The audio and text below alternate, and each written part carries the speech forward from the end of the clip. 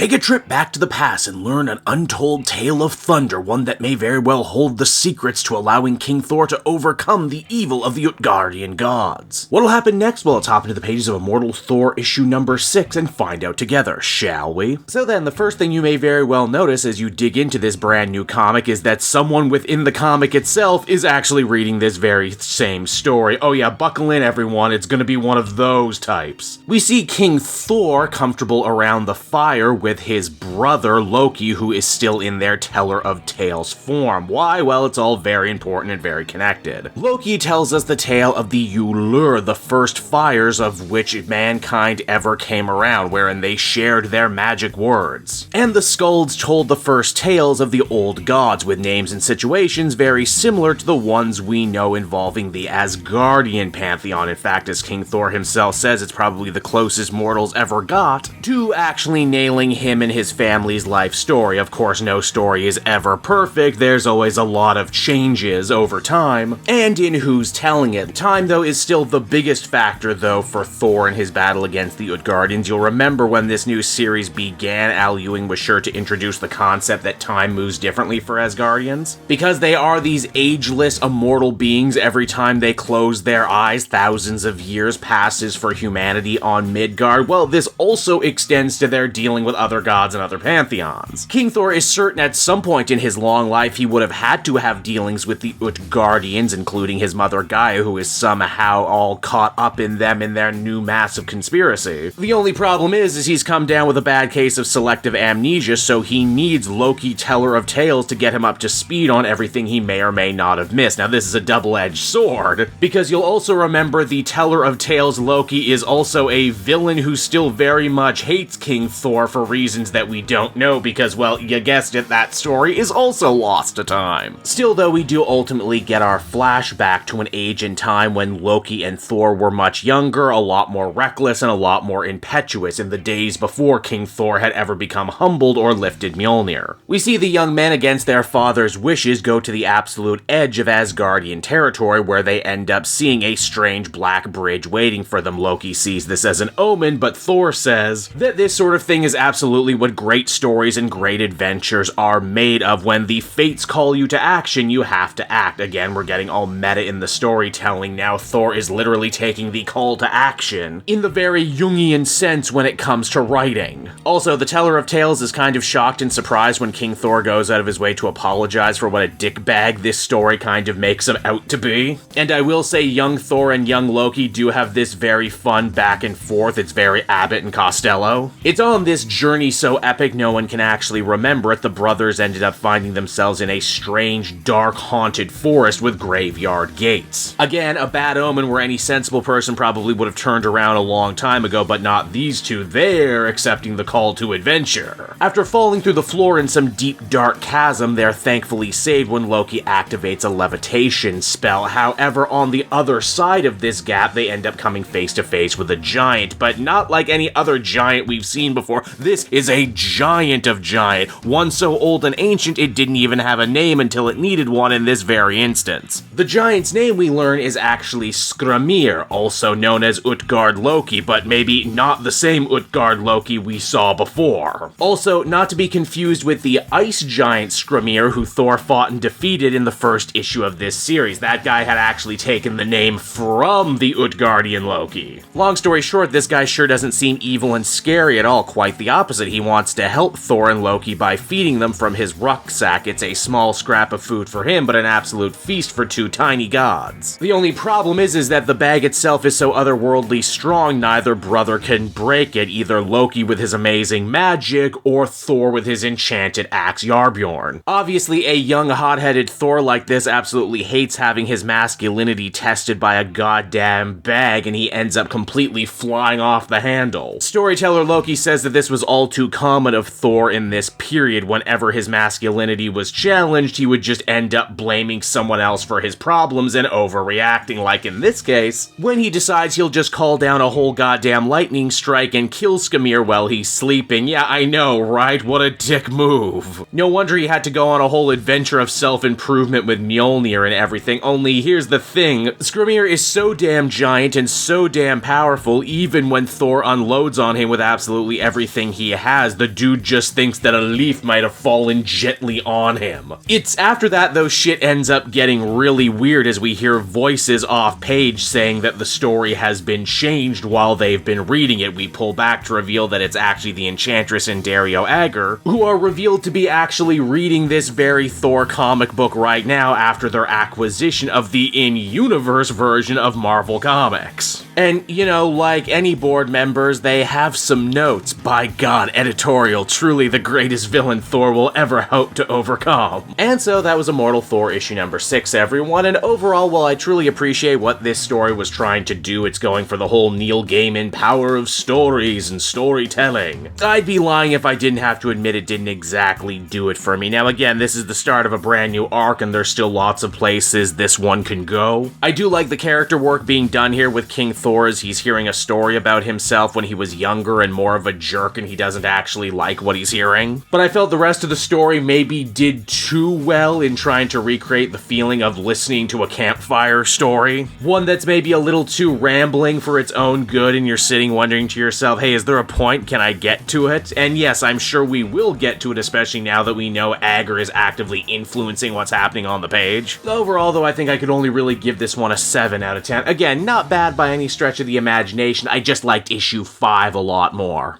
Hey there everyone, it's your pal Cape Joel again, and if you're seeing my face right now, that means you watched to the end of the video, and I'll always be grateful for that. Retention helps in this crazy YouTube game, and so does becoming a patron. If you head on down to the description, you can find a link to my Patreon page. Recently just redid all the tiers, a lot of cool stuff offering up there, exclusive commentaries, exclusive polls, behind the scenes concept art for Capes and Quest, that's the brand new D&D show I've started soon. Never been a better time to become a patron. You can become a patron for as little as $1 a month and help the channel grow and, you know, help me continue to deliver content like what you just saw. So I want to thank you all, and I will see you again next time. Bye-bye.